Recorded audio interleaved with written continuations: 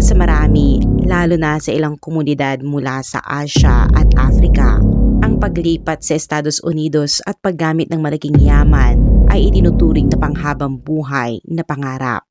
Ngunit ang pagkakaroon ba ng lahat ng ito ay tunay na nagdadala ng masayang wakas? Ngayong araw ay tatalakayin natin ang isang kaso na tila nagbibigay ng ibang sagot. Noong 2017, isang Korean-American na babae na nagngangalang Won-hee na matagal nang naninirahan sa US ang biglang nawala sa loob ng ilang araw nang hindi siya makontak ng kanyang dalawang anak na babae sa kabila ng paulit-ulit na pagtawag. Nagpasya silang humingi ng tulong sa pulisya. Makalipas ang ilang araw, natagpuan ng mga otoridad ang katawan ni Won-hee sa isang bangin na ilang dosenang kilometro ang layo. Sa sandaling madiskubre ito, mabilis na nabuo sa mga investigador ang mas malalim na katotohanan sa likod ng kaso. Lumabas na ang insidente ay may kinalaman sa pagtataksil, hindi angkop na ugnayan sa loob ng pamilya at pagpaslang na may layuning pinansyal. Sino nga ba ang tunay na responsable at bakit may magnanais na mawala ang babaeng ito? Ang krimen ay naganap sa maliit na bayan ng Hollister sa estado ng California. May populasyon itong mas mababa sa 40,000 na katao at kilala bilang tahimik na komunidad na may mababang antas ng krimen. Matagal na itong itinuturing na ligtas na lugar upang manirahan at dito nanirahan si Won-hee kasama ang kanyang pamilya. Ipinanganak si Won-hee noong Setyembre 1968 sa Cheonan, South Korea. Sa kanyang pagtanda, nagtrabaho siya bilang nurse sa isang ospital. Noong 1992, nakilala niya si Sang Lim na kasing edad din niya. Hindi nagtagal ay nakapagpalagayan sila ng loob at pagsapit ng 1994 ay ikinasal sila. Di naglaon, nagkaroon sila ng dalawang anak na babae at nagsimula ang kanilang buhay pamilya na puno ng pag-asa. Bagamat maayos ang kanilang pamumuhay sa South Korea, matagal nang pinapangarap ni Won-hee na manirahan sa Estados Unidos. Noong 1999, natupad ang pangarap na ito nang lumipat ang buong pamilya sa US at tuluyang manirahan sa Hollister, California. Pagdating sa Amerika, nagtrabaho si Won-hee bilang waitress sa isang lokal na restaurant. Kilala siya sa pagiging masipag, maagap at palangiti.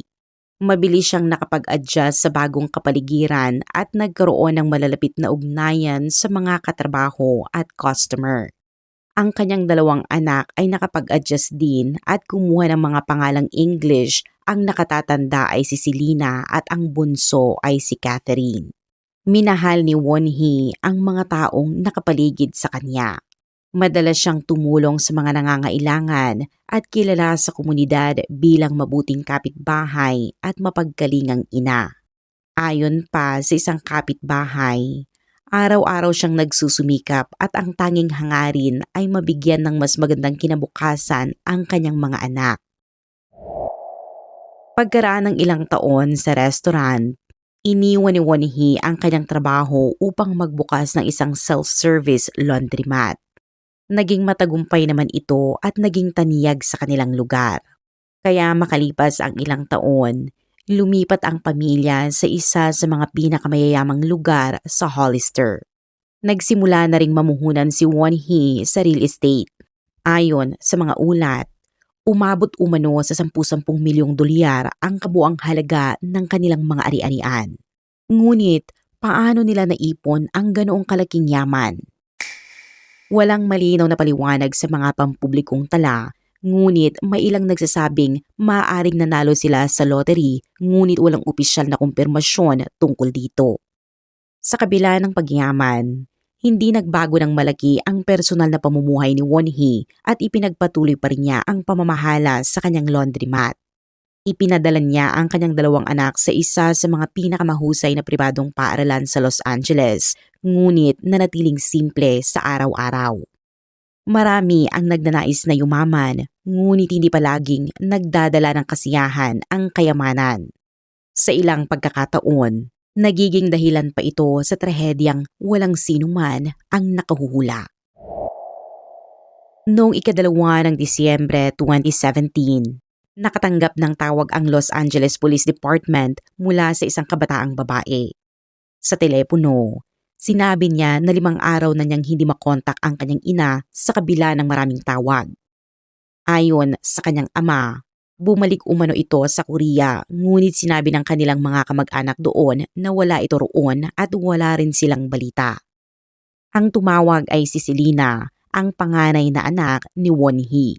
Nang malaman ang sitwasyon, agad na inilipat ng Los Angeles Police Department ang kaso sa Hollister Police Department. 2 pulis ang nagtungo sa marangyang bahay ng pamilya at pagdating nila doon, nadatnan nila roon si Sang Lim at isa pang babae na ikinagulat ng mga otoridad. Agad naman na ipinaliwanag ni Sang Lim na ito ay ang kanyang pinsan mula sa South Korea. Tinanong siya ng pulis kung nasaan ang kanyang asawa at muli niyang sinabi na bumalik ito sa Korea upang bumisita sa pamilya. Ngunit nagdulot ito ng pagdududa. Kung totoong bumiyahe si Won-hee, bakit hindi niya ipinaalam sa kanyang mga anak? Dagdag pa rito, sinabi ni Selena sa mga investigador na mas maaga pa noong 2017 ay nagsimula na ang proseso ng paghiwalay ng kanyang mga magulang dahil sa isang relasyon sa labas ng pagsasama ni Sang Lim. Nagsagawa ng paunang pagsisiyasat ang mga pulis sa loob ng bahay, ngunit wala silang agad na nakitang kapansin-pansin. Ayon sa karaniwang pamamaraan, sinuri rin nila ang mga telepono ni Sang Lim at ng babaeng kasama niya at sa unang tingin ay wala ring kakaiba. Gayunpaman, napansin ng mga pulis na naging depensibo si Sang Lim. Nagalit siya at sinubukang bawiin ang kanyang telepono, bagay na lalong nagpataas ng hinala. Dahil dito, mabilis na kumuha ang mga otoridad ng search warrant at nagsagawa ng mas masusing paghahalughog sa ari-arian. Doon nila natuklasan na ang sahig sa sala ay nilinis gamit ang bleach. At nang magsagawa ng pagsusuri ang mga eksperto gamit ang blood reagent test, lumitaw na may malaking dami ng dugo na dating naroon. Bukod dito, nakapagtala ang mga asong sinanay para sa ganitong investigasyon ng mga palatandaan ng pagsunog sa likurang bahagi ng bahay. Nalaman din ng mga investigador na ilang araw bago ito, ibinenta ni Sang Lim ang 1999 Ford sedan ng pamilya, isang sasakyang matagal na nilang pag-aari. Natuntun ng mga investigador ang bumili ng sasakyan, isang kabataang lalaki na nagsabing binili niya ito sa halagang $1,000. Ayon sa kanya, maayos pa ang kondisyon ng kotse at halos napakagandang alok, ngunit napansin niyang maraming puting pulbos sa loob na pinaniniwalaan niyang bleach at inabot siya ng mahabang oras bago niya ito tuluyang nalinis. Nang suriin ng pulisya ang sasakyan, nakumpirma nila ang presensya ng mga bakas ng dugo sa loob. Sa dami ng ebidensyang lumilitaw, pinangambahan ng mga otoridad ang pinakamasamang posibilidad para kay Won-hee. Nagsagawa sila ng malawakang paghahanap at makalipas lamang ang ilang araw ay may malaking natuklasan. Noong ika-6 ng Disyembre 2017, sa tulong ng mga asong sinanay para sa ganitong operasyon, natagpuan ng pulisyang isang bangkay sa isang liblib na bahagi ng bangin na bihirang puntahan ng mga tao. Ang biktima ay nakasuot lamang ng panloob at nakadapa sa lupa at agad itong dinala sa isang pasilidad medikal para sa otopsiya. Ipinakita ng resulta na ang sanhi ng pagkamatay ay matinding tama sa ulo gamit ang isang matigas na bagay. Ilang beses na tinamaan ang mukha at bungo at maiba pang panlabas na pinsalang natukoy sa iba't ibang bahagi ng katawan. Dahil malinaw na may naganap na krimen, inaresto bilang pangunahing suspect si Sang Lim at ang babaeng ipinakilalang pinsan niya na si Choi Jung-ah. Si Choi Jong-a ay pinanganak noong 1970 at kamakailan lamang dumating sa Estados Unidos mula South Korea ilang araw bago ang insidente. Sa himpilan ng pulisya, mabilis na umamin si Sang Lim. Ayon sa kanya, noong gabi ng ika-28 ng Nobyembre 2017, dumating mula sa South Korea ang kanyang pinsan at siya mismo ang sumundo rito sa paliparan ng San Francisco International Airport bago inuwi sa kanilang bahay. Nagalit umano ang kanyang asawa sa hindi inaasahang pagdating nito at nagkaroon sila ng matinding pagtatalo. Dahil sa labis na galit, sinabi niyang kumuha siya ng baseball bat at paulit-ulit na tinamaan si Won-hee sa ulo hanggang sa bumagsak ito. Pagkatapos, dinala niya ang katawan sa bangin, ngunit habang tinatapos na sana ng mga pulis ang kaso, biglang binago ni Sang Lim ang kanyang salaysay.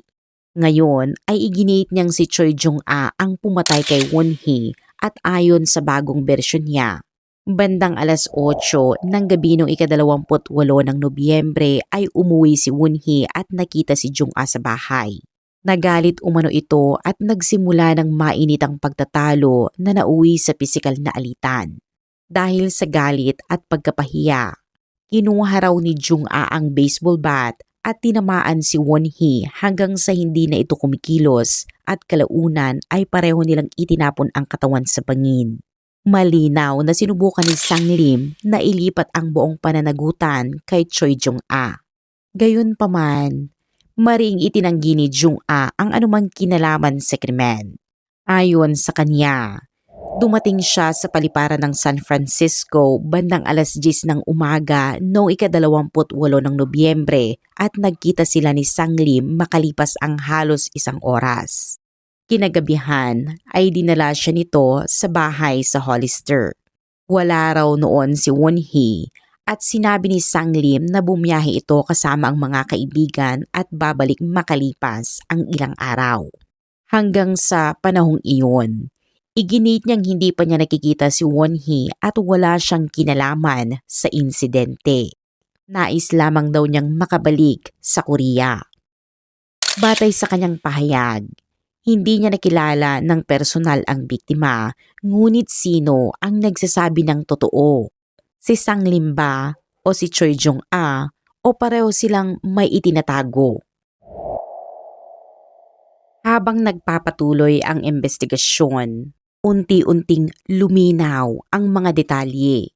Sa pamamagitan ng surveillance footage, natunto ng pulisya ang galaw ni Won-hee noong ika-28 ng Nobyembre.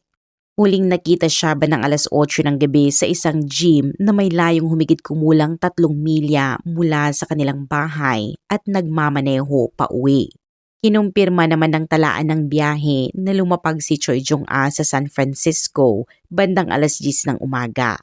Dahil tumagal ng halos 2 oras ang biyahe mula sa San Francisco patungo sa Hollister. Akma sa oras ang pagdating niya sa bahay ni Sang Lim. Ibig sabihin, nang makauwi si Won-hee mula sa gym, naroon na si Jong-a sa bahay at tiyak na nagkita ang dalawa.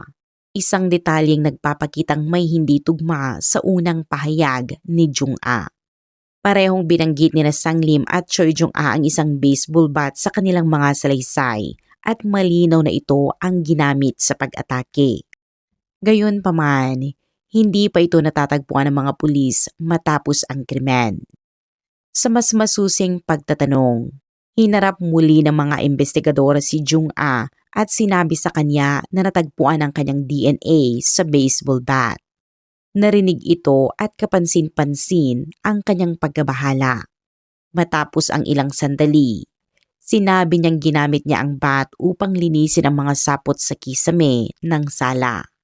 Para sa mga investigador, tila pilit ang paliwanag na iyon sapagkat hindi karaniwan para sa isang bisita na gumamit ng baseball bat para sa ganoong gawain. Nang tanungin kung nasaan na ang bat, sinabi ni Jong-a na itinapon umano ito ni Sang Lim at hindi niya alam kung saan. Sa puntong iyon ay malinaw na may kinalaman si Jong-a sa pangyayari, Ngunit siya nga ba ang aktwal na umatake? Sa karagdagang pagsusuri, napag-alaman sa otopsiya ng pagkamatay ni Won-hee ay dulot ng matinding puwersa sa ulo. Dahil sa lakas ng pagkakatama, itinuring ng mga investigador na malabong isang taong may maliit na pangangatawan ang nakagawa nito. Kinakailangan ang mas malaking pisikal na lakas na mas malamang ay nagmumula sa isang lalaki. Ang konklusyong ito ay layong nagtuturo kay Sang-lim bilang pangunahing umatake. Makalipas ang ilang araw, isang kaibigan ni Won-hee ang nagbigay sa pulisya ng mahalagang impormasyon. Ilang buwan bago ang insidente, sinabi umano ni Won-hee sa kanya na kapag may nangyari sa kanya, ang dapat nilang tingnan ay ang kanyang asawa. Nabigla ang kaibigan at pinayuhan siyang mag-impake at pansamantalang bumalik sa South Korea. Ngunit tumanggi si Won-hee. Ayon sa kanya, hindi niya kayang iwan ang kanyang 2 anak dahil kailangan pa siya ng mga ito. Dahil dito, lumabas ang isang tanong. Ano nga ba ang motibo ni Sang-lim? Tulad ng nabanggit, dumaraan sa proseso ng paghiwalay ang mag-asawa dahil sa relasyon ni Sang-lim sa isang babae. Maaaring ang alitang ito ang nagtulak sa kanya. Sa mas malalim na pagsisiyasat, natuklasan ng mga investigador ang tunay na kalagayan ng kanilang pagsasama. Pagkatapos lumipat mula sa South Korea patungong Estados Unidos, kapwa nagsikap si Won-hee at Sang-lim upang makapagtatag ng bagong buhay. Nagsimula si Won-hee bilang manggagawa sa isang restaurant bago nagbukas ng self-service laundromat, samantalang si Sang-lim ay tumatanggap ng iba't ibang trabaho. Sa makatotohanang pananaw, hindi sapat ang mga ganitong hanap buhay upang biglaang makalikom ng napakalaking yaman. Gayunpaman, isang araw ay bigla silang nagkaroon ng malaking kayamanan. Lumipat sila sa marangyang komunidad, bumili ng ari-arian at nakapagtipon ng mga ari-ariang umaabot sa 10 milyong dolyar. Mula roon, kapansin-pansin ang pagbabago kay Sang-lim. Tumigil siya sa pagtatrabaho, naging walang ginagawa sa bahay at nagsimulang mangolekta ng mga baril na may mahigit 20 rifle at ilang handgun ang naipon sa kanilang tahanan. Labis itong ikinabahala ni Won-hee at sinubukan niyang pigilan ang asawa, ngunit hindi siya nagtagumpay. Mas lalo pang lumala ang sitwasyon nang matuklasan ni Won-hee na ang kinakasama ni Sang-lim ay ang sarili nitong pinsan na si Choi Jong-a. Araw-araw umano silang nagvi-video call ng matagal at kalaunan ay binilhan pa ni Sang-lim si Choi ng tiket papuntang Estados Unidos. Sa mismong bahay ni Won-hee, nagpatuloy ang kanilang hindi angkop na relasyon, bagay na naging mabigat para sa kanya. Noong unang bahagi ng 2017, nagsampa si Won-hee ng diborsyo. Subalit, hindi sila magkasundo sa hatian ng kanilang mga ari-arian. Iginiit ni Won-hee na dahil may pagkakamali si Sang-lim, hindi ito dapat tumanggap ng bahagi, samantalang humihingi naman si Sang-lim ng higit kalahati ng kabuuan. Nauwi ito sa sunod-sunod at matinding pagtatalo na hindi maresolba. Batay sa mga detalyeng ito, lumilitaw na ang pinansyal na pangunahin ang motibo. Pinaniniwala ang pinaslang ni Sang-lim si Won-hee upang makuha ang buong kontrol sa kanilang kayamanan. Noong gabi ng ika-28 ng Abril, habang pauwi si Won-hee mula sa gym, naniniwala ang nagkasundo sina Sang-lim at Choi Jong-a na patayin siya at itapon ang kanyang katawan sa isang liblib na bangin. Matapos ang insidente, nagpatuloy sila sa kanilang mga gawain na tila walang nangyari. Si Choi Jong-a pa ang namamahala na sa laundromat ni Won-hee, ipinakilalang siya na ang bagong may-ari. Kapag tinatanong tungkol kay Won-hee, Pareho nilang sinasabi na bumalik ito sa Korea upang bumisita sa pamilya. Noong Disyembre 2018, formal na nagsampa ng kaso ang tanggapan ng District Attorney laban kina Sang Lim at Choi Jung-a. Ang sumunod ay ang pag-usad ng proseso ng hustisya. Matapos ang pagkamatay ni Won-hee, labis ang pagdadalamhati ng kanyang pamilya at mga kaibigan. Ayon sa isa niyang malapit na kaibigan, mahirap pa ring tanggapin ang pagkawalan niya dahil isa siyang mabait, masayahin at masipag na babae at mapagmahal na ina. Noong Marso 2020, inilabas ng hukuman ang unang hatol. Napatunayang nagkasala si Sang Lim sa kasong pagpatay at hinatulan ng habang buhay na pagkakakulong na may minimum na 25 taon bago maaaring isaalang-alang ang parol. Sa hiwalay na desisyong sibil, inatasan siyang magbayad ng tig $20 million na danyo sa bawat isa sa kanyang 2 anak at inalisan ng karapatang magmana sa mga ari-arian ng kanyang yumaong asawa. Sa huli, wala siyang napala sa kayamanang pinagtalunan. Si Choi Jung-a ay napatunayang nagkasala rin at hinatulan ng 17 taong pagkakakulong. Pinili niyang hindi na mag-apela matapos ang sintensya. Sa pagtatapos ng kasong ito, kapwa nila hinarap ang legal na pananagutan sa kanilang mga ginawa. Marami ang naghahangad ng yaman. Ngunit ipinapakita ng pangyayaring ito na maaaring ito rin ang maging ugat ng pagkasira kapag nanaig ang kasakiman. Para sa karamihan, sapat na ang payapang pamumuhay na may sapat na kabuhayan. Sa huli, inalala ng kanyang pamilya at mga kaibigan si Won-hee bilang isang inang nagsikap para sa kinabukasan ng kanyang mga anak.